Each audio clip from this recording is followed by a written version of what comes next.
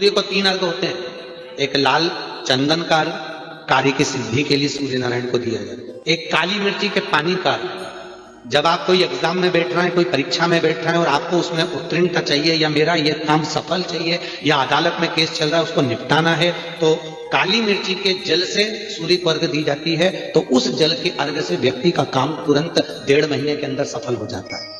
काली मिर्ची के अर्घ का इतना प्रमाण है। तीसरे नंबर पर है बेलपत्री के जल का सूर्य को दिया जाता है। बेलपत्री के जल का कौन देता है? जो बहुत बीमार पड़ा रहता है, जिसको कुछ ना कुछ शारीरिक कष्ट चलता रहे, कभी घुटना, कभी कमर, कभी पेट, कभी ब्लड प्रेशर, कभी शुगर, कुछ ना कुछ चलती रहे, तो वो लगातार 1 महीना बेलपत्री के पानी का अर्घ सूर्य को देता रहे, उसको रोग से निवारण हो जाता है। रोग से सूर्य अर्घ क्यों प्रधान? जब जब तुमरुका जी ने नारद जी से कहा, जब तुम्हें शंकर का मंत्र अचानक चलते चलते जाते आते अचानक तुम्हारी जिह्वा पे शिव नाम आ जाए, अचानक तुम्हारी जिह्वा पर शंकर का नाम आ जाए, समझ लेना कोई बहुत बड़ा विघ्न सामने आया था। मेरा शंकर तुम्हारे सम्मुख में वाणी के रूप में, शब्द के रूप में, मंत्र के रूप में बाहर निकला और उस शंकर ने तुम्हारे दुख को काट दिया है, तुम्हारी तकलीफ को काट दिया। कितना सुंदर कहा है कि स्वप्न में भी, सपने में अगर शिवलिंग दिख रहा है, समझना कोई तकलीफ थी उसको काटने के लिए आया है। सपने में आप देख रहे हो कि मैं शंकर जी के मंदिर गई और वहां से सांप निकल कर आ गया, कोई बेल खड़ा था, कोई एक सुंदर सी स्त्री निकल रही थी, कोई बच्चा खेल रहा था। मैं जब मंदिर से घर लौट रही थी, मेरे पात्र हाथ में रखा हुआ था जल का, कहीं पूजन की थाली ढूंढ रही थी। स्वप्न में जब पूजन ही और शिव ही नजर आए, सौभाग्यवती स्त्री नजर आए, जब कोई वृषभ नजर आए, मान लो शिव मंदिर के बाहर स्वप्न में भी अगर सर्प भी नजर आए, शिव मंदिर के अंतर्गत पहुंची और एक प्रकाश नजर आ रहा है, स्वप्न में ऐसा लगा कि मंदिर में गई और एकदम उजाला दिखा, समझ लेना कि तुम्हारा दुख कोई बड़ा था। मेरा शंकर स्वप्न में आकर याद कर कर तुम्हें काट कर जा।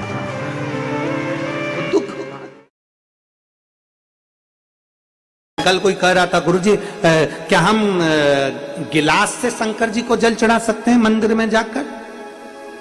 क्या हम गिलास से शिव जी को जल चढ़ा सकते हैं? हमने मना करा, हमने कहा ना ना ना ना, ये गिलास से जल नहीं, लोटे से जल चढ़ता। गिलास का जल और लोटे के जल में क्या अंतर है? किसी डॉक्टर के पास जाकर पूछिए। गिलास के जल में और लोटे के जल में क्या अंतर है? किसी विद्वान से जाकर पूछिएगा। गिलास के जल में और लोटे के जल में क्या अंतर है? किसी आयुर्वेद से जाकर पूछिएगा। गिलास के जल में और लोटे के जल में क्या अंतर है? किसी होम्योपैथिक वाले से जाकर पूछिएगा कि गिलास के जल से बीमारी बढ़ती है और लोटे का जल जब बिंदु को केंद्रित करता है, जब हम भगवान शंकर को चढ़ाते हैं तो एक केंद्र बिंदु बनता है, उस केंद्र बिंदु का जल जब हम आचमन करते हैं तो वो रोग को मुक्त करता है। दुनिया के लोग कहते हैं सियोर वाले महाराज ने कह दिया तांबे के लोटे में जल लो, शिव जी को चढ़ाओ, उसका क्या प्रभाव पड़ेगा? हम कहते हैं उससे बिंदु, आज का विज्ञान, आप जाकर सब कुछ हमारे विज्ञान से जुड़ा हुआ है। जितना भी शिव की आराधना है, एक बेलपत्री भी चढ़ा रहे हो तो विज्ञान से जुड़ी हुई। शिव जी को जल चढ़ा रहे हो वो हमारे विज्ञान से जुड़ा हुआ है, हमारे साइंस से जुड़ा हुआ है। लोटे का जल और गिलास के जल में अंतर हो जाता है। जब लोटे का जल हम महादेव को समर्पित करते हैं, लोटे का जल होता है, अर्थात लोटा नीचे से छोटा, ऊपर से बड़ा, फिर बीच में से फैला होता है, और अर्थात हमारी बुद्धि को केंद्रित कर कर जल जब समर्पित किया जाता है तो वो जल हमारे विवेक को प्रबल करता है और हमारे जितने दोष हैं, भीतर की इंद्रियों में जितना भी दोष है उसको समाप्त कर कर हमारी पाचन क्रिया को मजबूत करता है। लोटे का जल हमारी पाचन क्रिया को मजबूत करता है। जिसके पेट में तकलीफ रहती हो, जिसका पेट हमेशा तकलीफ में रहता हो, हमेशा तकलीफ में, कोई नई नई बीमारियां हो जाती हैं, पेट से जुड़ी जितनी बीमारी हो जाए, आप नियम बना लो कि तांबे का लोटा मेरे कमरे में रहे, उसमें जल भर दूं, गिलास में पानी पीना बंद कर दूंगी और लोटे से पानी पीना चालू करूंगी। पुराने जमाने में बीमारियां कम होती थी, लोटे का जल ज्यादा पीते थे, गिलास मिलास हाथ में नहीं लेते। गिलास तो अंग्रेजों ने हमको पकड़ा दिया और ना जाने काय काय का गिलास पकड़ा है, क्या बोलूं आपको। ये गिलास तो पकड़ा दिया है इन्होंने, ये गिलास का महत्व नहीं, लोटे का महत्व है। इसलिए सारी समस्या का हल, जम के बोलो जरा, सारी समस्या का हल एक लोटा जल। इसलिए लोटा मूल है। आप पेट की बीमारी से कितने भी ग्रसित हो, कितनी भी बड़ी बड़ी बीमारियां तुम्हारे पेट से जुड़ी हुई हो, उस पेट की बीमारी को, पाचन क्रिया से जुड़ी हुई, एसिडिटी से जुड़ी हुई कितनी भी बीमारियां हो, लोटे का जल पीना प्रारंभ कर दो। बस घर के लोगों से कह दो मेरे को पानी ला कर देना, तो लोटे में ला कर देना। दुनिया के लोग हंसेंगे, 4 मेहमान आएंगे, क्या कहेंगे, गांव वाले हो? अरे होंगे, पर अपना शरीर अपना है, इसलिए अपने को अच्छा रहना है, तो लोटे का जल पीना। आचमन कराओ, शंकर को जल लोटे के जल से चढ़ाओ, शिव की। एक कटोरी में पंचामृत बनाकर ले जाते हैं, दूध, दही, शहद, घी, शक्कर, ये सब मिलाकर यदि आप लेकर जाते हैं और ले जाकर भगवान शंकर के सामने समर्पित करते हैं, एक बेलपत्री अशोक सुंदरी, अभी तक आपने जो बेलपत्री चढ़ाई है अशोक सुंदरी के ऊपर, डंडी का मुख जहां से पानी बहता है उस ओर रखा जाता है। पर जब हमें ऐसा लग रहा है कि हमारे पितृ भूखे हैं या हमारे पूर्वज प्यासे हैं या उनको भाग नहीं मिल रहा, इसलिए मेरा कोई काम नहीं हो रहा, इसलिए शिव राजी नहीं हो रहा है, तो ये बेलपत्री के भाग को बदल दिया जाता है। ये बेलपत्री अशोक सुंदरी की जगह पर जब चढ़ाया जाता है तो ये पत्ती का जो भाग है जहां से पानी बहता है उस ओर रखा जाता है, और ये डंडी का भाग शिवलिंग की ओर रखा जाता है। और यहीं पर भगवान शंकर को जो तुम पंचामृत बनाकर लेकर गए हो वो पंचामृत चढ़ाया जाता है, और वही पंचामृत थोड़ा सा शिवलिंग पर चढ़ा दिया जाता है। उसके बाद में पितृ पूर्वज जल की आस नहीं रखते, न भोजन की आस रखते हैं, क्योंकि शंकर उनको तृप्त कर देते हैं, शिव उनको पूर्ण कर देते हैं। ध्यान देना इस कथा पर। शिव के मंदिर में कभी भी जाओ, तुम्हारा बेटा कोई नीट का एग्जाम दे रहा है, कोई कंपटीशन एग्जाम दे रहा है, तुम्हारी बेटी कोई परीक्षा दे रही है, तुम्हारा बच्चा, बेटा बेटी, पति पत्नी कोई भी कोई एग्जाम में बैठने का प्रयास कर रहा है, पहले तो उससे कहो कि अपनी मेहनत 4 गुना कर, खूब पढ़, परिश्रम 4 गुना कर। और मान लो 5-6 बार दे चुका, 2-4 साल हो गए, 5 साल हो गए, तो फिर उससे कहो शंकर के मंदिर में 7 दुर्वा लेकर जाओ। कितनी दुर्वा? यहां क्या बोलते हैं झारखंड में, दुर्वा कि दूब बोलते हैं? दुर्वा, 7 दुर्वा शिव के मंदिर में लेकर गए। जब जल का पात्र साथ में, 7 दुर्वा को नीचे की ओर रखो हथेली पर, जल का पात्र हाथ में लेकर भगवान देवाधिदेव महादेव को जल समर्पित करो। 7 दुर्वा में से 6 दुर्वा षडानंद कार्तिकेय जी को समर्पित कर दो, 1 दुर्वा भगवान शंकर के शिवलिंग पर चढ़ा दो। अपने हाथ की 3 उंगलियां शिवलिंग का स्पर्श करो और अपनी कामना कहकर, बाबा बहुत एग्जाम दे चुका हूं, बेटा बेटी ने बहुत परीक्षा दी है, हो नहीं रहा बाबा, अब आपके भरोसे है। बाबा को विनय करो, शिव जी पे चढ़ी दुर्वा वापिस लेकर आओ। जिस बच्चा जब एग्जाम के लिए जाए, परीक्षा देने के लिए जाए, उस दिन वो दुर्वा को अपने मस्तक पर प्रणाम कर कर, नमन कर कर, षडानंद कार्तिकेय का स्मरण कर कर फिर एग्जाम के लिए जाए। पढ़ाई अच्छी करना, दिल से करना, मेहनत ज्यादा करना, और एक बार ये प्रयोग कर कर देखना, मेरा षडानंद कार्तिकेय सफलता जरूर प्रदान करेगा। 6 मुख से षडानंद कार्तिकेय जी का जो वर्णन हमारे शिव महापुराण में किया गया है, स्कंद पुराण में किया गया है, षडानंद कार्तिकेय जी फल शीघ्र प्रदान करते हैं, शीघ्र। किसी को हल्के में मत लेना, किसी को कमजोर मत समझना। कब किससे कहां पाला पड़ सकता है कोई मालूम नहीं है। लोग समझते हैं गरीब है, लोग समझते हैं ऐसा है, अनपढ़ है, बेकार है, गरीब है, लोग उसको धुतकारते हैं, हटाते हैं, पूछते नहीं है, समझते नहीं है। तुम क्या सोच के बैठे हो कि जिंदगी में वो हमेशा गरीब ही रहेगा? शिव पुराण की कथा कहती है, अगर मेरे बाबा देव अधिदेव महादेव के भजन में वो लग गया, भले गरीब है, तुमने नहीं पूछा, सम्मान नहीं दिया, आदर नहीं किया, सत्कार नहीं किया, उसको कुछ भी नहीं किया तुम लोगों ने, और वो गरीब था, गरीब था, गरीब था, और एक दिन वो शिव पुराण की कथा में पहुंच गया और उसने अपने मंदिर में एक लोटा जल चढ़ाना प्रारंभ कर दिया, और एक दिन मेरे महादेव ने उसका हाथ पकड़कर उसे उन्नति की सीढ़ी पर चढ़ा दिया। तो एक दिन तुमको भी उसके हाथ जोड़ना पड़ सकता। उस महाभारत के चरित्र को घर में बैठकर थोड़ा सा पढ़ो।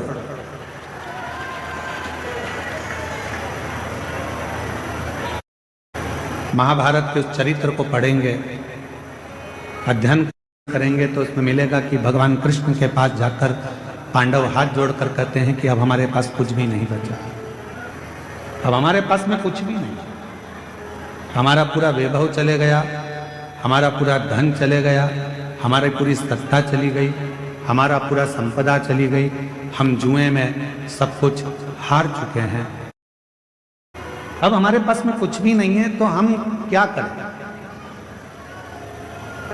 पांडवों की दशा देखकर भगवान कृष्ण ने कह दिया कि तुम एक काम करो कि भगवान शंकर का भजन करो। थोड़ा सावधानी पूर्वक कथा सुनिएगा, ध्यान लगाइएगा। कथा में आपका ध्यान रहे। बहुत दूर दूर से आप लोग आए हो और कथा वर्णन कर रही है, पांडव विनय कर रहे हैं, हम क्या करें। महाभारत का वन पर्व कह रहा है, भगवान कृष्ण ने कह दिया कि तुम शिव की आराधना करो, भगवान शंकर की साधना करो। शिव की आराधना, हाँ। भगवान शंकर की साधना, हाँ।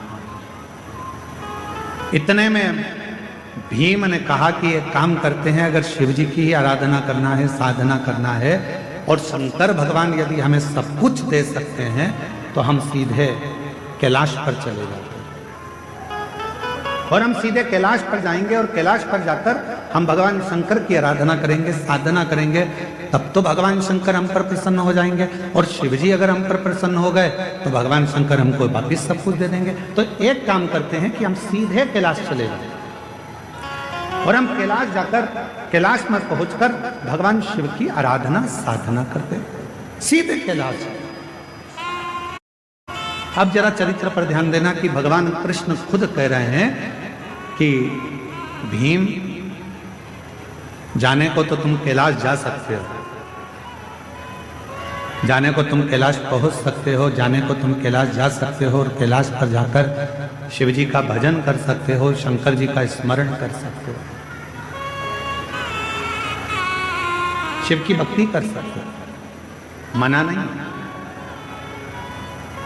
पर हम जानते हैं, तुम सीधे अगर कैलाश तक पहुंच भी गए, मालूम पड़े मुख्यमंत्री के दरवाजे तक पहुंच भी गए, प्रधानमंत्री के दरवाजे तक, राष्ट्रपति के दरवाजे तक पहुंच भी गए, और वहां जाकर खड़े होकर तुम आवाज लगा रहे हो कि भैया जाकर बोलो मैं आया हूं, तो द्वारपाल पूछेंगे तुम कौन हो, तो कहा कि बस जाकर कह दो कि मैं आया हूं, मेरा नाम लेकर बोल दो कि मैं आया हूं।